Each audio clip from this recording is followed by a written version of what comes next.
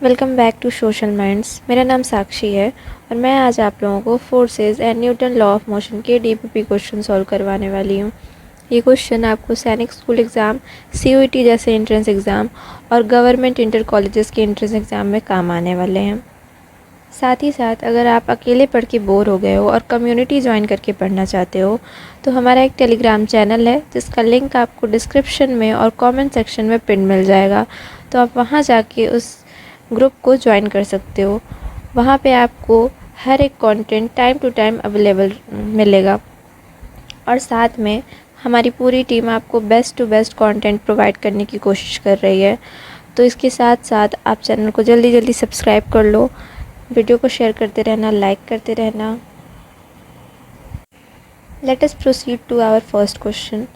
If A and B are two objects with masses 10 kg and 30 kg respectively, then first option है A has more inertia than B, second है B has more inertia than A, C है A and B have the same inertia, D है none of the two have inertia।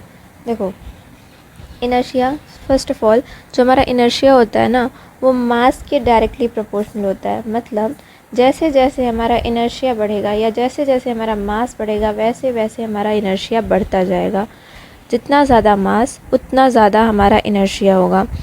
तो इसमें देख लो ए का मास हमारा 10 kg है और बी का मास हमारा 30 kg है। तो इसमें ज़्यादा मास किसका है? हमारे बी का। तो ज़्यादा इनर्शिया किसका होगा? बी का। तो इसमें कौन सा ऑप्शन सही होगा? सेकेंड ऑप्शन है B has more inertia than A. तो ऑप्शन नंबर बी ही सही होगा। नेक्स्ट क्वेश्चन की तरफ आगे बढ़ते हैं।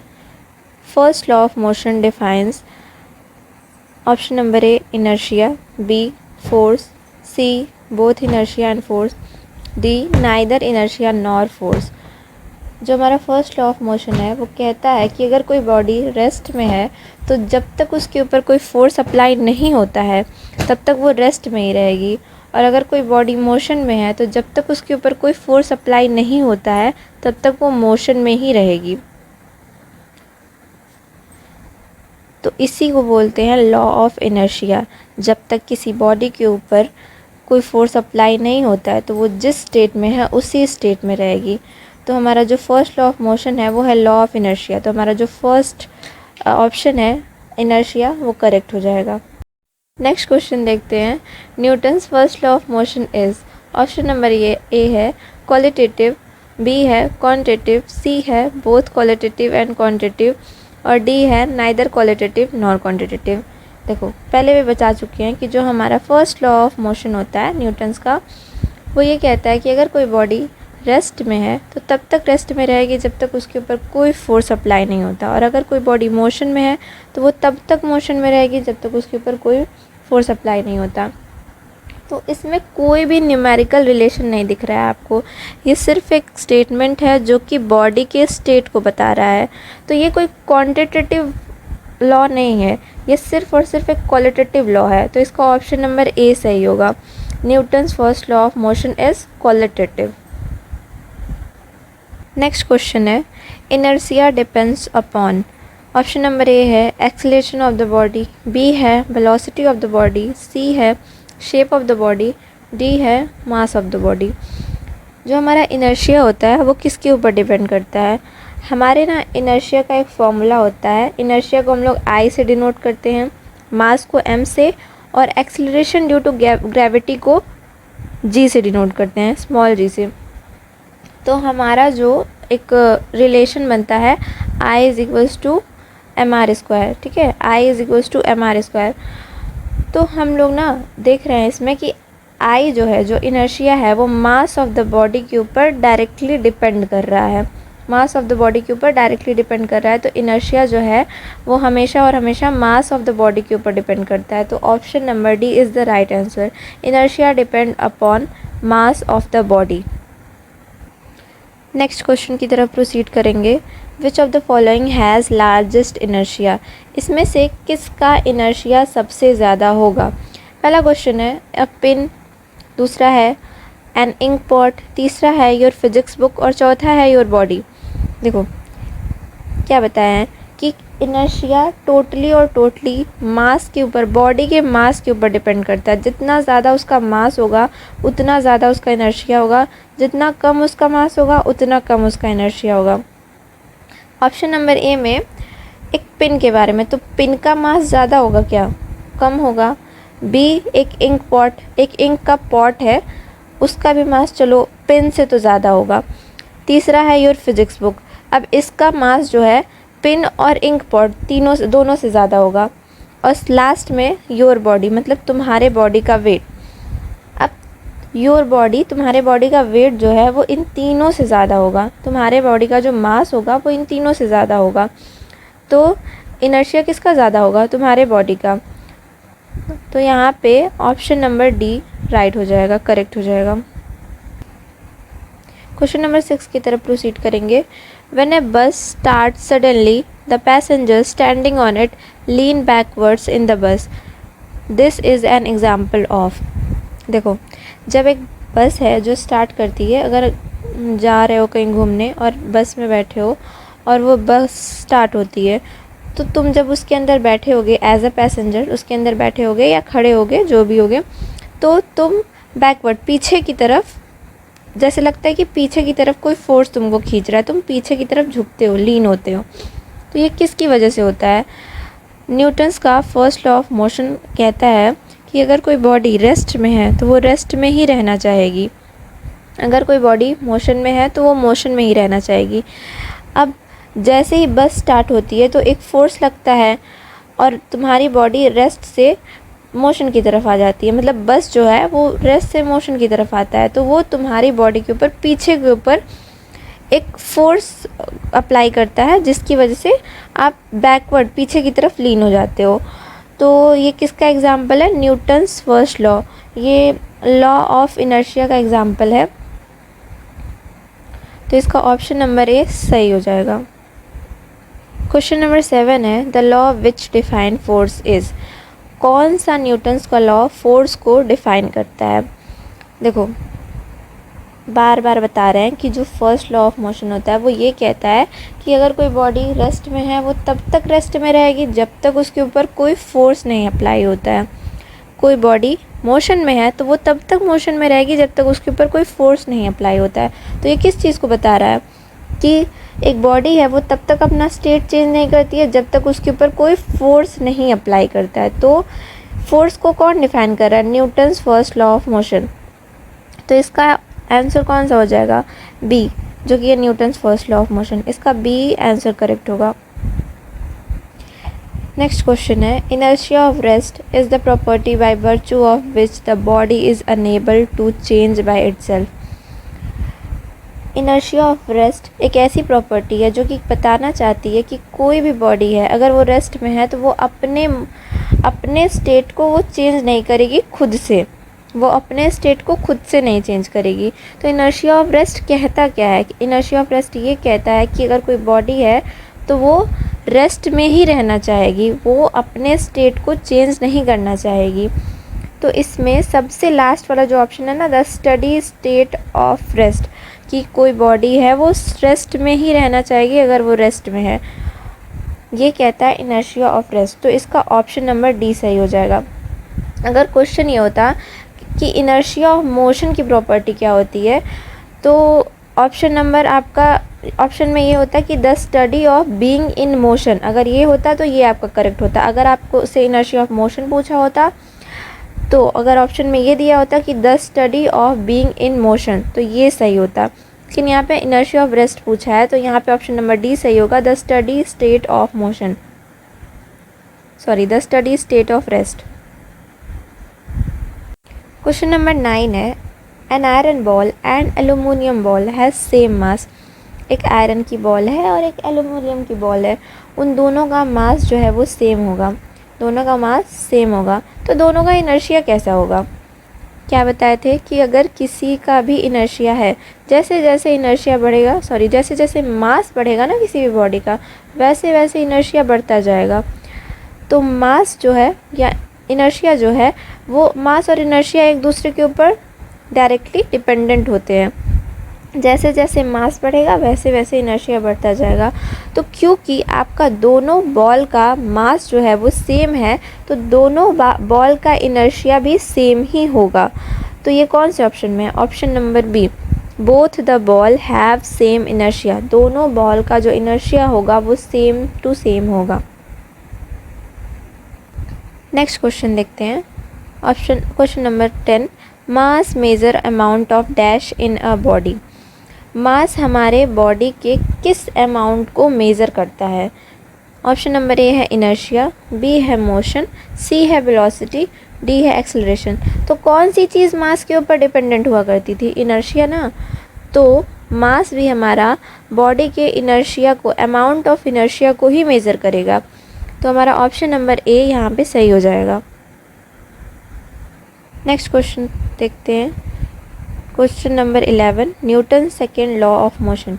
Newton second law of motion क्या कहता है? ऑप्शन नंबर ए है define force, option number B है डिफाइन इनर्शिया, सी है गिव्स मेजर ऑफ फोर्स, और ऑप्शन नंबर डी है नॉन ऑफ दीज। जो हमारा सेकेंड लॉ ऑफ मोशन होता है ना, वो क्या करता है, आपको फोर्स, आपके बॉडी के ऊपर फोर्स कितना लग रहा है, कितने अमाउंट में लग रहा है, ये बताता है। मतलब वो फोर्स को मेज़र करता है।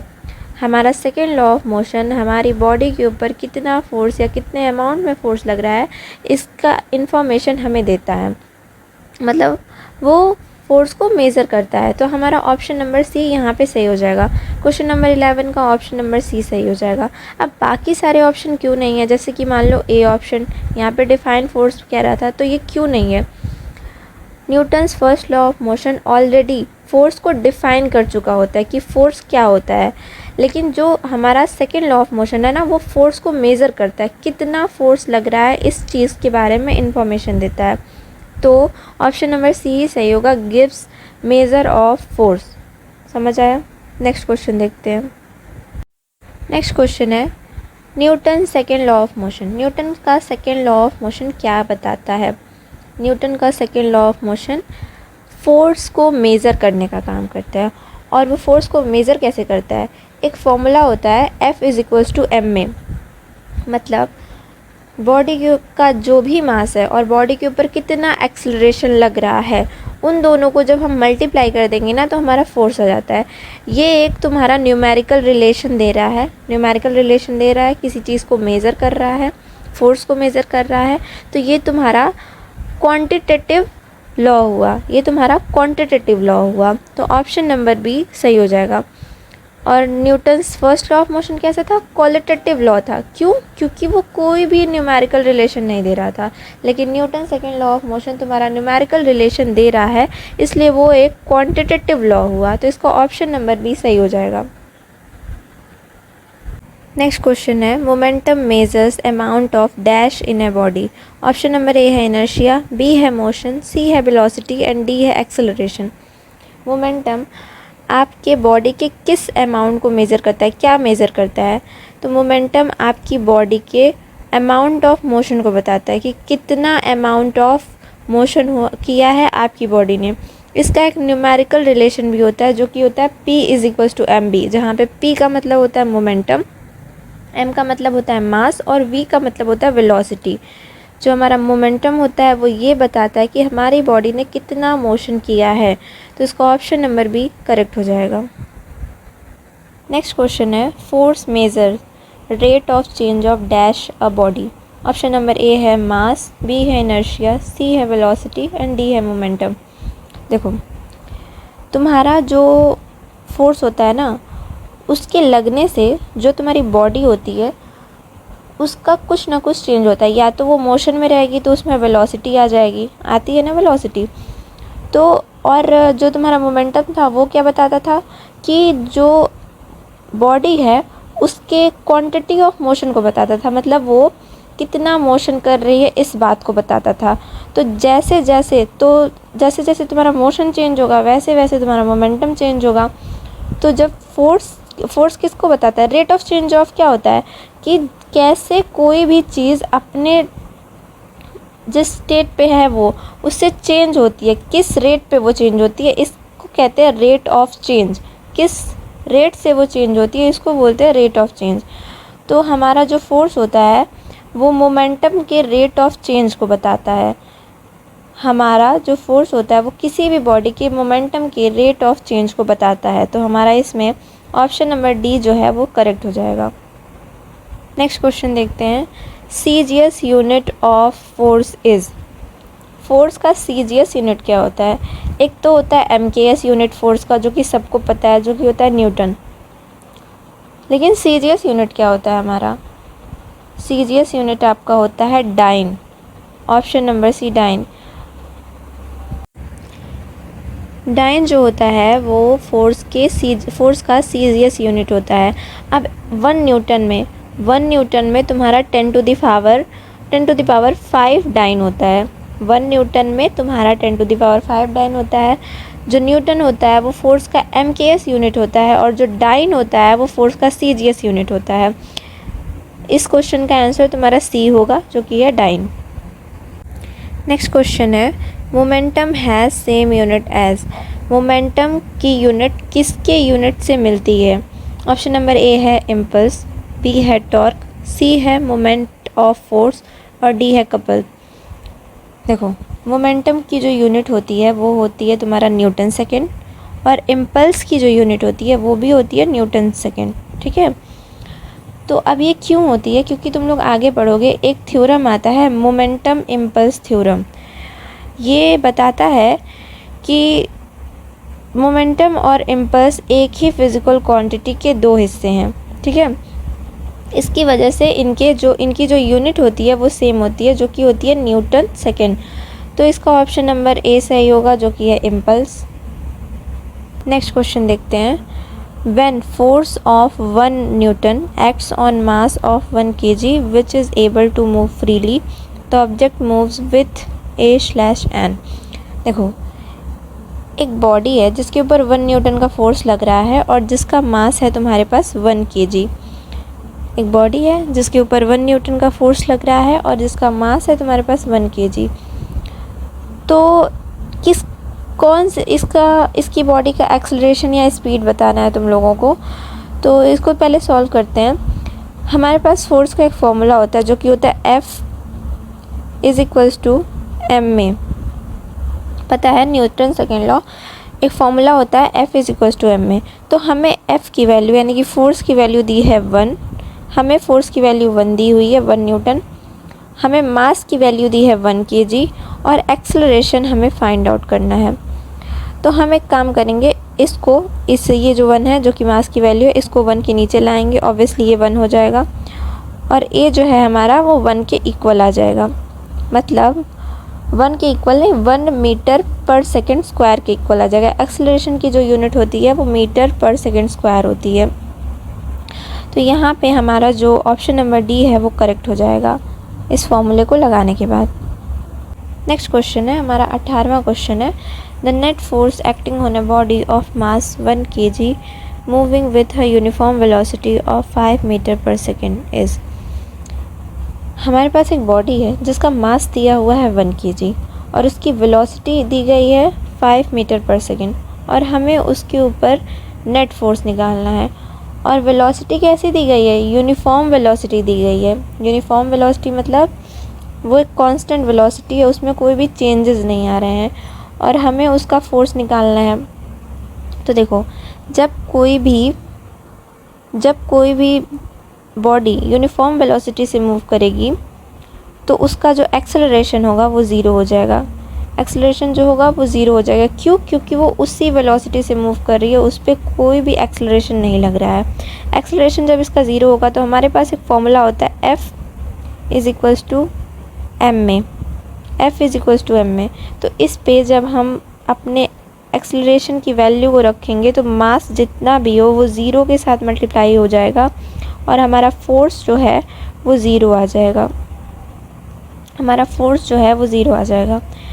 तो इसकी वजह से यहाँ पे हमारा जो ऑप्शन सही होगा, या जो हमारे बॉडी पे फोर्स लगेगा वो 0 न्यूटन का फोर्स लगेगा। क्यों? क्योंकि कोई भी एक्सेलरेशन नहीं हो रहा है। एक्सेलरेशन ज़ीरो होगा तो हमारा फोर्स भी ज़ीरो हो जाएगा। जब भी हमारी बॉडी यूनिफॉर्म वेलोसिटी से चलती है तो हमारा एक्सेलरेशन ज़ीरो हो जाता है। तो यहाँ पे ऑप्शन नंबर सी सही हो जाएगा। नेक्स्ट क्वेश्चन देखते हैं। A body of mass 20 kg moves with an acceleration of 2 metre per second square. The rate of change of momentum in SI unit is. एक बॉडी है जिसका मास है 20 kg और वो मूव कर रही है 2 मीटर पर सेकेंड स्क्वायर के एक्सेलरेशन के साथ। एक बॉडी का मास आपको 20 kg दे रखा है, ठीक, और वो मूव कर रही है 2 मीटर पर सेकेंड के एक्सेलरेशन के साथ। तो rate of change of momentum हमें निकालना है। Rate of change of momentum बता चुके हैं कि rate of change of momentum आपके फोर्स के इक्वल होता है और फोर्स का आपका फॉर्मूला होता है F = ma। तो जब हमारे फोर्स का फॉर्मूला ma होगा तो हमारा फोर्स जो है rate of change of momentum के इक्वल होता है। तो जब हम फोर्स निकाल लेंगे तो हमें rate of change of momentum अपने आप पता चल जाएगा। फोर्स को एक काम करेंगे, मास की जगह पे मास को रखेंगे, एक्सेलरेशन की जगह पे एक्सेलरेशन को रख देंगे। फोर्स = 20 × 2। तो हमारी F की जो वैल्यू आ जाएगी ना वो 40 न्यूटन आ जाएगी। कितनी आ जाएगी? 40 न्यूटन आ जाएगी हमारी F की वैल्यू। तो जब हमारी F की वैल्यू 40 न्यूटन आ जाएगी तो हमारा जो rate of change of momentum है वो फोर्स के इक्वल होता है, तो वो भी तुम्हारा 40 न्यूटन ही हो जाएगा। तो इसका आंसर तुम्हारा हो जाएगा option number A.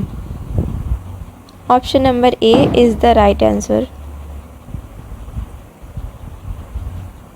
Option number A is the right answer. Question number 20 देखो। अ body of mass m strikes against wall with a velocity b। एक बॉडी है जिसका मास m है और वेलोसिटी b है और वो एक वेलोसिटी से एक दीवार के ऊपर टकराती है और उसी सेम वेलोसिटी से वो वापस आ जाती है। तो उसका चेंज इन मोमेंटम क्या होगा? उसके मोमेंटम में कितना चेंज आएगा? देखो, जो तुम्हारे मोमेंटम का फॉर्मूला होता है वो mb होता है। तो तुम्हारा इनिशियल मोमेंटम क्या है? इनिशियल मोमेंटम m1 एक सेकेंड, इसको हम लोग, क्योंकि हमारा मास कैपिटल M है तो हम लोग मोमेंटम को स्मॉल m मान लेते हैं। तो हमारा इनिशियल मोमेंटम तुम्हारा m × v हो जाएगा और फाइनल मोमेंटम हो जाएगा तुम्हारा mf तुम्हारा हो जाएगा, ये हो जाएगा -m × v, क्योंकि वो वापस जा रही है ना, पीछे की तरफ जा रही है, इसलिए वो -mv हो जाएगा। ठीक है। अब चेंज इन मोमेंटम तुम्हारा होता है final momentum minus initial momentum. Change in momentum इसको इरेज कर देते हैं, उसके बाद से लिखते हैं चेंज तुम्हारा होता है चेंज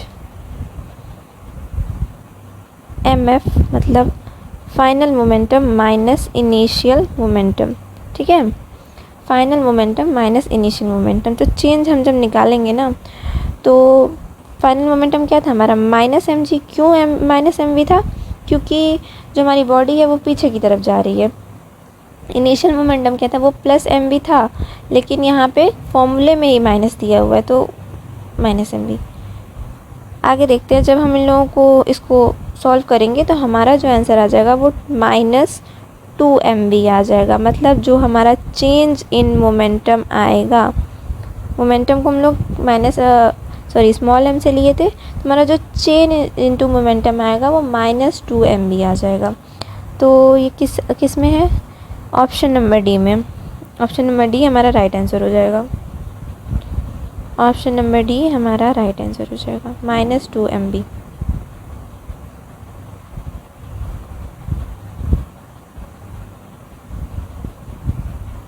-2mv। नेक्स्ट क्वेश्चन देखते हैं। Question number 21। Gram weight is a unit of. Gram weight किस चीज़ की यूनिट होती है? ग्राम वेट हमारा यूनिट होता है वेट का। Option number B. Option number B is the right answer. Gram weight हमारा यूनिट होता है वेट का। क्वेश्चन नंबर 22 तुम्हारा कह रहा है 9.8 n is equal to 9.8 newton किसके इक्वल होता है? 9.8 न्यूटन तुम्हारा ऑप्शन नंबर है 1 kgf के इक्वल होगा। अब क्यों होगा इसको थोड़ा एक्सप्लेन करते हैं। देखो 1 kgf जो तुम्हारा होता है ना, 1 kgf वो इक्वल होता है तुम्हारा 1 kg वेट के, 1 kg वेट के इक्वल होता है। अब देखो वेट का तुम्हारे पास ना एक फॉर्मूला होता है, वेट जो होता है वो मास इनटू जी, स्मॉल जी के इक्वल होता है। और जी का मतलब, जी की जो वैल्यू होती है वो 9.8 मीटर पर सेकेंड स्क्वायर होती है। जी की जो वैल्यू होती है वो 9.8 मीटर पर सेकेंड स्क्वायर होती है। तो इसके हिसाब से देखेंगे तो जी की वैल्यू होती है वो 9.8 मीटर पर सेकेंड स्क्वायर होगी। और 1 kgf का मान हम क्या बताए हैं, is equals to 1 kg weight. तो 1 kg, देखो यहाँ 1 kg इंटू वेट, ठीक है। तो वेट क्या था, मास इंटू तुम्हारा मास इंटू जी, स्मॉल जी। तो स्मॉल जी की वैल्यू 9.8 होती है, 9.8 होती है। तो ये इक्वल नहीं हो जाएगा 9.8 न्यूटन की, है कि नहीं। इसलिए जो 9.8 न्यूटन होता है वो हमारा 1 kgf के इक्वल हो जाता है। Option number A is the right answer. Question number 23 देखेंगे। A body of mass 5 kg undergoes a change in speed from 20 metre per second to 0.20 metre per second. The momentum, देखो एक body है जिसका मास दिया है 5 kg, जिसका मास दिया है 5 kg और उसकी जो स्पीड है वो पहले 20 मीटर पर सेकेंड थी, लेकिन वो बाद में घट जाती है और हो जाती है 0.20 मीटर पर सेकेंड। बाद में वो घट जाती है और हो जाती है 0.20 मीटर पर सेकेंड। तो हमारे जो मोमेंटम के अंदर चेंज आएगा वो कैसे आएगा। मोमेंटम का तुम्हारे पास फॉर्मूला होता है mb, मोमेंटम का फॉर्मूला होता है mb। तो p इनिशियल हम लोग लेंगे, p इनिशियल लेंगे, p इनिशियल मतलब मोमेंटम, p इनिशियल मतलब इनिशियल मोमेंटम। तो हमारा इसका फॉर्मूला होगा m और vi, मतलब पहले जो हमारे पास वेलोसिटी थी उसको लेंगे, इनिशियल वेलोसिटी। तो हमारा pi किसके इक्वल होगा, हमारा मास कितना है 5 के इक्वल है, हमारा वेलोसिटी इनिशियल वेलोसिटी कितना है 20 है। तो हमारा जो इनिशियल मोमेंटम आ जाएगा वो कितना आ जाएगा, हमारे पास 100 आ जाएगा। कितना आएगा 100 kg metre per second, metre per second. ये हमारा इनिशियल मोमेंटम आ जाएगा, ठीक है। अब इसको इरेज करते हैं, फाइनल मोमेंटम निकालते हैं। इसको इरेज करके फाइनल मोमेंटम निकालेंगे। हमारा जो फाइनल मोमेंटम आएगा वो होगा पी एफ के इक्वल, और ये मास इंटू वी एफ होगा, मतलब mass into velocity, final velocity, ठीक है। मास तो सेम रहेगा, मास तो 5 kg रहेगा ना, 5 kg मास, और जो हमारी फाइनल वेलोसिटी है वो कितना है 0.20। तो हमारी जो फाइनल मोमेंटम आ जाएगी, इसको मल्टीप्लाई करने पे आएगा, वो आएगा हमारा 1। इसको मल्टीप्लाई करोगे तो ये 1 आ जाएगा, 1 kg मीटर पर सेकेंड, ठीक है। अब हमारा फाइनल मोमेंटम आ गया, हमारा इनिशियल मोमेंटम आ गया। इसको हम लोग इसके थ्रू हम लोग चेंज इन मोमेंटम निकाल लेंगे, ठीक है। इसको इरेज करते हैं, चेंज इन मोमेंटम निकालते हैं। चेंज इन मोमेंटम देखो कैसे निकालेंगे, change in momentum is equals to final momentum P final minus P initial. Note करते चलना, P final minus P initial, ठीक है। अब पी फाइनल हमारा कितना आया था, हमारा पी फाइनल आया था तुम्हारे पास 1 आया था ना, और पी इनिशियल हमारा आया था 100, ठीक है। तो ये कितना आ जाएगा -99 आएगा ना, -99 kg मीटर पर सेकेंड।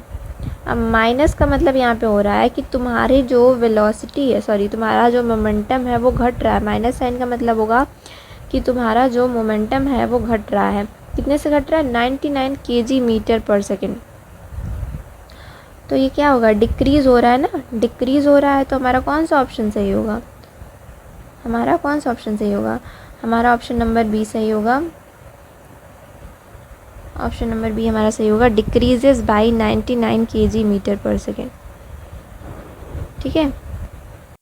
अब देखो Question number 24. Very easy question. The combined effect of mass and velocity is taken into account by a physical quantity called. Option number A torque, B moment of force, तीसरा है momentum और चौथा है all of them. देखो, एक combined form होता है मास और वेलोसिटी का, कंबाइंड फॉर्म होता है मास और वेलोसिटी का, और इसको हम लोग किसी फिजिकल क्वांटिटी से डिनोट करते हैं। और वो किसको डिनोट करते हैं? मोमेंटम का फॉर्मूला क्या होता है आपके पास? मोमेंटम का फॉर्मूला होता है M V, mass into velocity.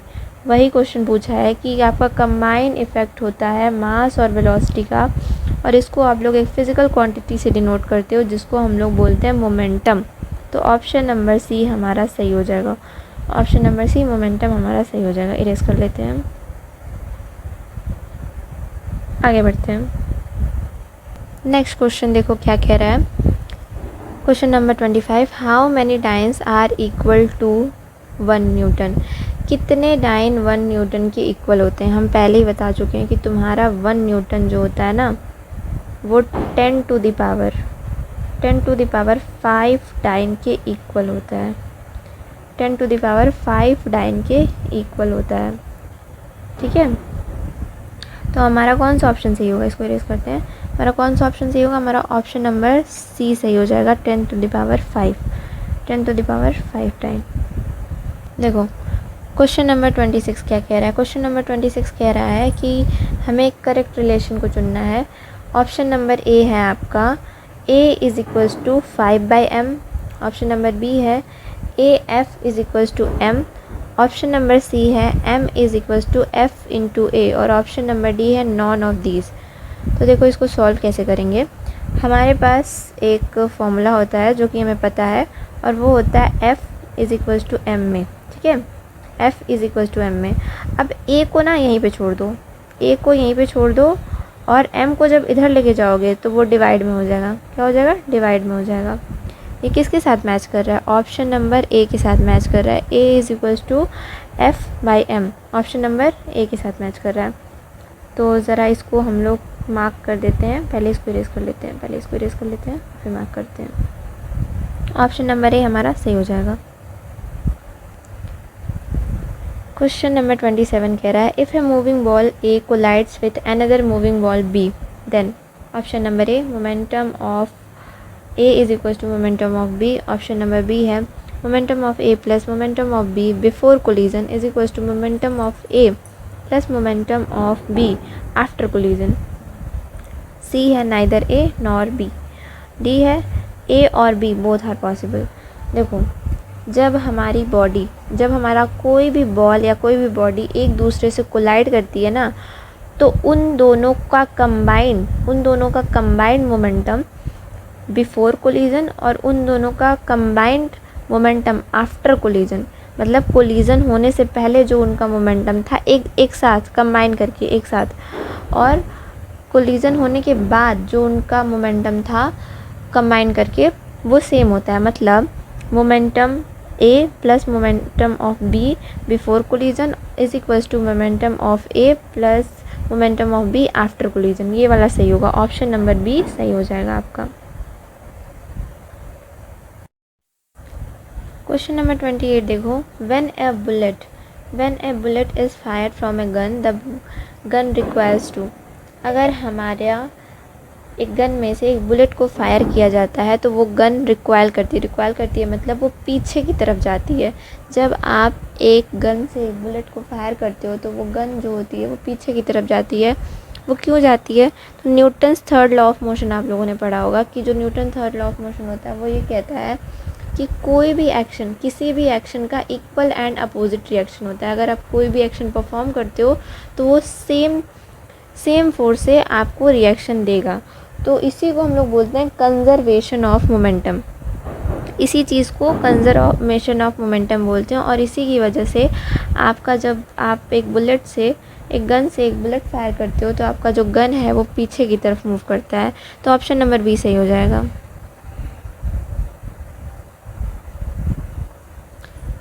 Question number 29 कह रहा है, a bullet in motion hits and gets embedded in a solid resting on a frictionless table.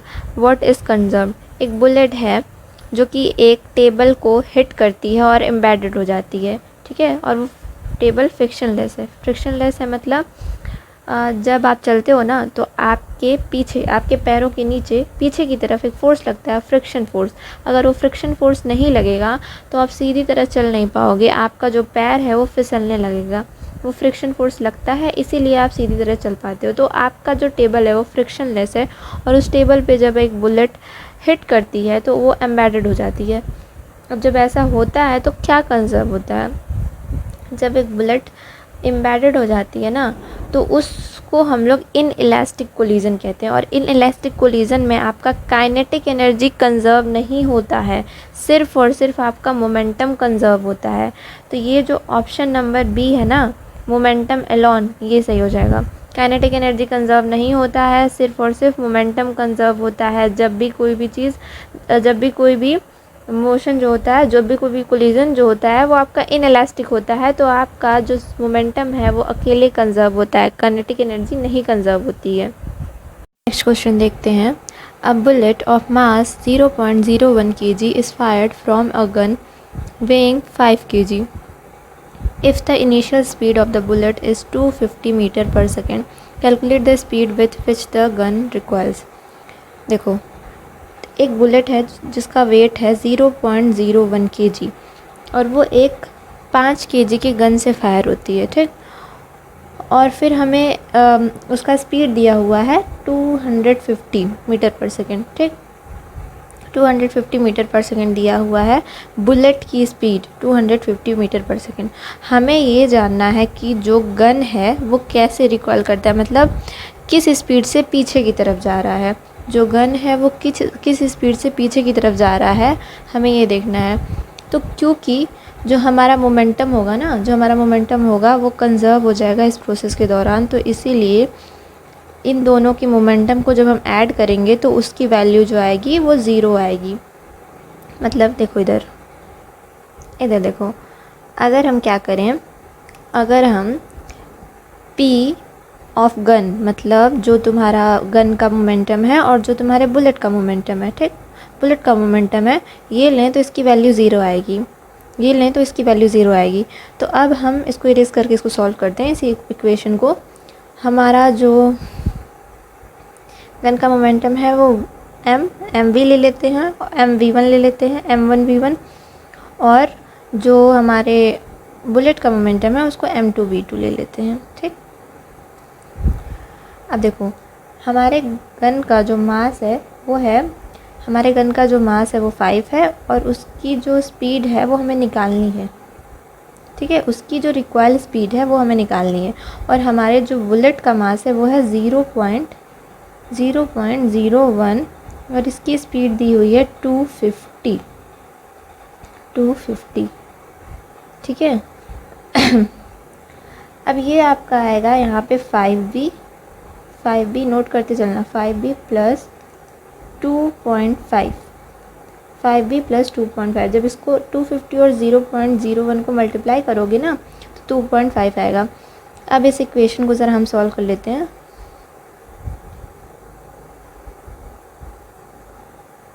क्या आपका था 2.5 प्लस 5b जो था आपका, क्योंकि मोमेंटम दोनों का कंजर्व हो जा रहा है तो ये जो वैल्यू आएगी वो ज़ीरो के इक्वल आएगी।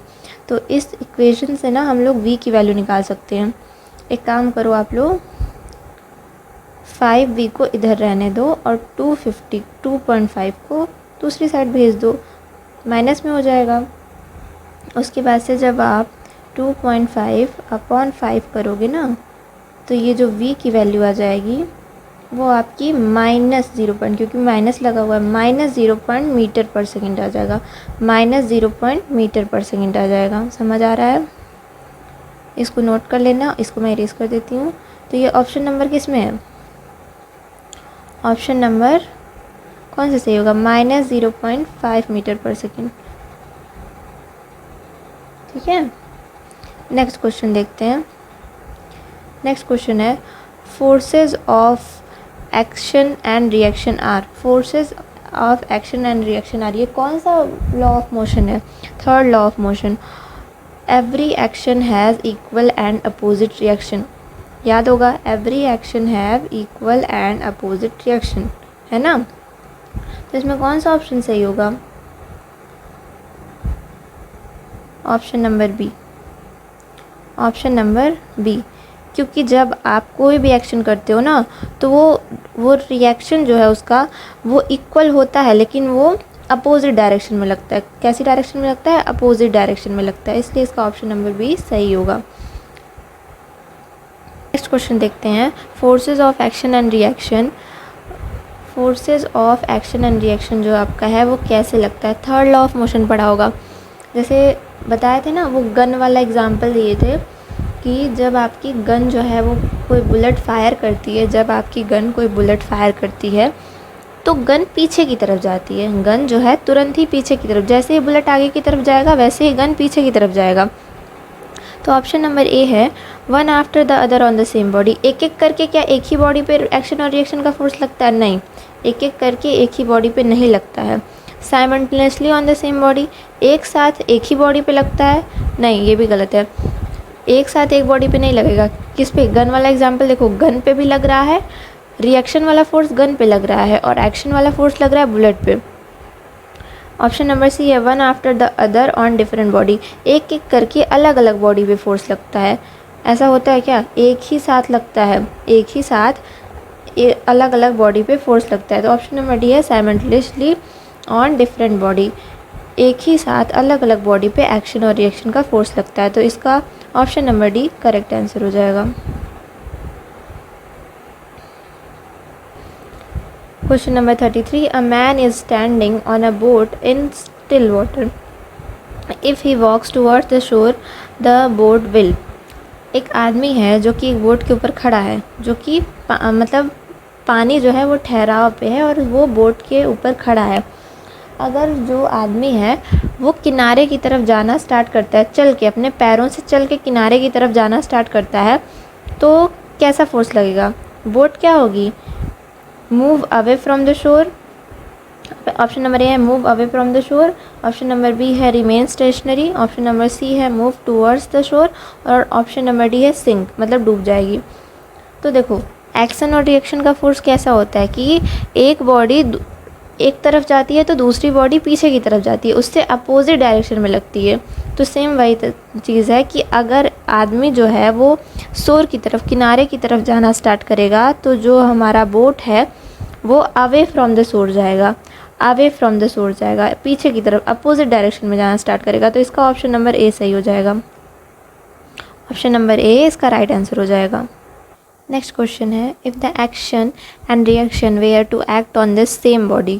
क्वेश्चन नंबर 34 है, if the action and reaction were to act on the same body. अगर हम लोग एक्शन और रिएक्शन दोनों का फोर्स सेम बॉडी पे, एक ही बॉडी पे लगाएं तो हमारा रिजल्टेंट क्या होगा?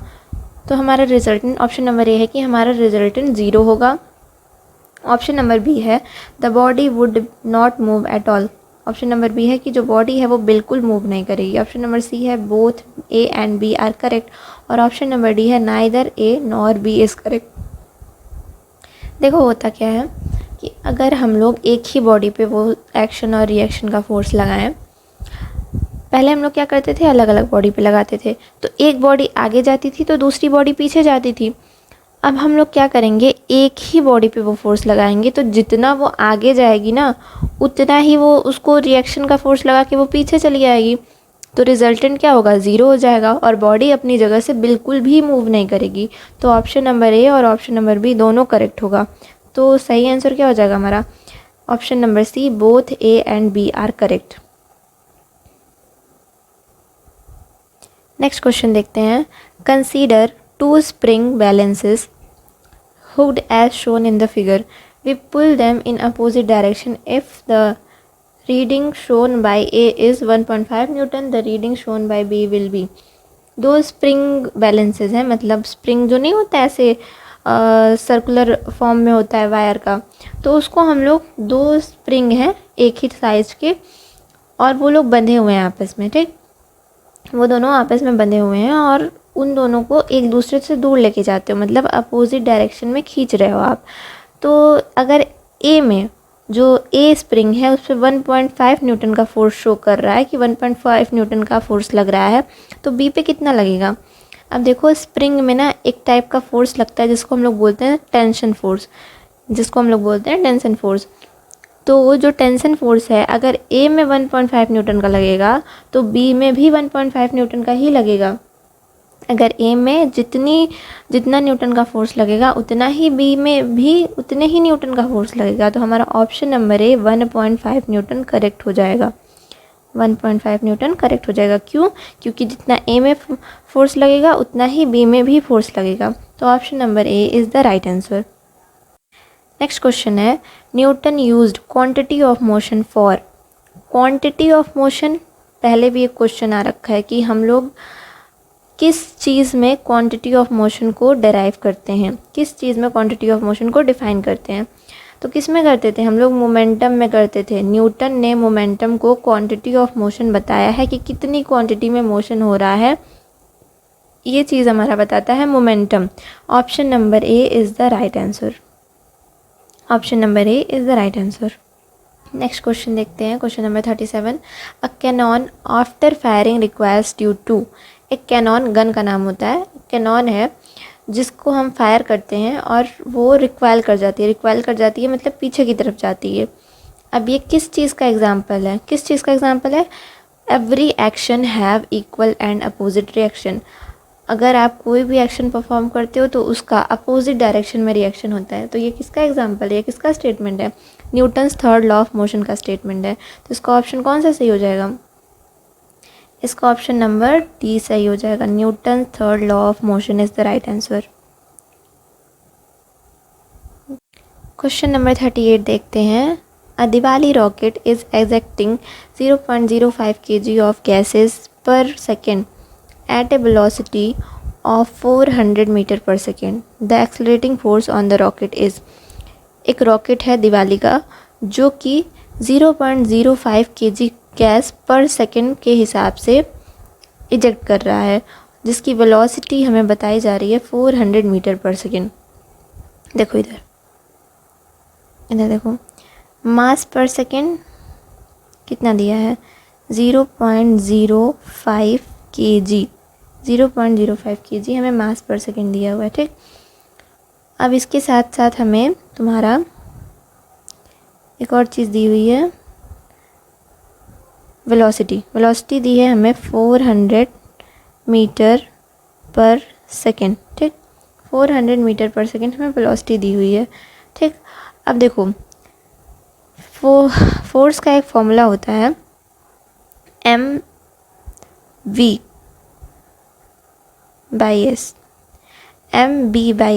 क्यों? क्योंकि जब आप v को सेकेंड से, वेलोसिटी को सेकेंड से डिवाइड करोगे ना तो वो आपके एक्सीलरेशन के इक्वल आता है। एक्सीलरेशन आपका वेलोसिटी बाय सेकेंड होता है, ठीक। अब जब आप वेलोसिटी को सेकेंड से डिवाइड करोगे तो वो आपके एक्सीलरेशन का इक्वल आ जाएगा। और मास तो आपका दिया हुआ है, लेकिन हमें यहाँ पे क्या गिवन है? मास पर सेकेंड गिवन है, तो इसलिए हम इसको ऐसे सॉल्व करेंगे, ठीक है। चलो इसको सॉल्व करते हैं। इसको सॉल्व करके देखते हैं कि हमारा आ कितना रहा है। हमें फोर्स दिया हुआ है, मास पर सेकेंड कितना है? 0.05 और जो हमारा वेलोसिटी है वो कितना है? 400, ठीक है। इस इक्वेशन को जब हम लोग सॉल्व करेंगे ना तो हमारा फोर्स आ जाएगा 20 न्यूटन के बराबर, 20 न्यूटन के बराबर आ जाएगा, ठीक है। तो ये कौन से ऑप्शन में है? हमारा कौन सा ऑप्शन है? Option number B. Option number B is the right answer, ठीक है। Option number B is the right answer. Next question देखते हैं। The forces of action and reaction have dash magnitude but dash direction. ये तो सबसे आसान है यार। एक्शन एंड रिएक्शन का जो फोर्स होता है ना उसका मैग्नीट्यूड सेम होता है लेकिन अलग अलग डायरेक्शन में लगता है। जो आपकी एक्शन एंड रिएक्शन का फोर्स आएगा उसका मैग्नीट्यूड सेम होता है और वो अपोजिट डायरेक्शन में लगता है। तो इसका कौन सा ऑप्शन सही होगा? Same magnitude opposite direction. Option number B is the right answer. Same magnitude opposite direction. Option number B is the right answer. Question number 40 देखते हैं। Choose correct statement. Option number A है action and reaction forces act on same object. Action and reaction का जो force होता है वो same object पे act करता है, ठीक है। ऐसा नहीं होता है, एक्शन एंड रिएक्शन का फोर्स सेम ऑब्जेक्ट पे एक्ट नहीं करता है, अलग अलग ऑब्जेक्ट पे एक्ट करता है। ऑप्शन नंबर बी है, एक्शन एंड रिएक्शन का जो फोर्स होता है वो डिफरेंट ऑब्जेक्ट पे एक्ट करता है। बिल्कुल सही है, ऑप्शन नंबर बी सही है। सी देखते हैं, A and B both are possible. ऐसा नहीं हो सकता, ऑप्शन नंबर ए तो गलत ही है। ऑप्शन नंबर डी है, neither A nor B is correct. तो ये भी नहीं होगा क्योंकि बी तो सही है ना, तो ऑप्शन नंबर ए ही सही होगा। Option number A is the right answer. के क्वेश्चंस और क्वालिटी बेस्ड कंटेंट पाने के लिए हमारे चैनल को सब्सक्राइब कर लो। और अगर आप लोगों को कम्युनिटी लेवल पे हेल्प चाहिए तो हमारे टेलीग्राम का चैनल है जिसका लिंक आपको डिस्क्रिप्शन में और कमेंट सेक्शन में मिल जाएगा। आप वहाँ जाके उसको ज्वाइन कर लेना। वहाँ पे आप लोगों को अच्छे अच्छे कंटेंट टाइम टू टाइम मिलते रहेंगे। बाकी वीडियो को लाइक करो, शेयर करो और चैनल को सब्सक्राइब कर लेना। Thanks for watching.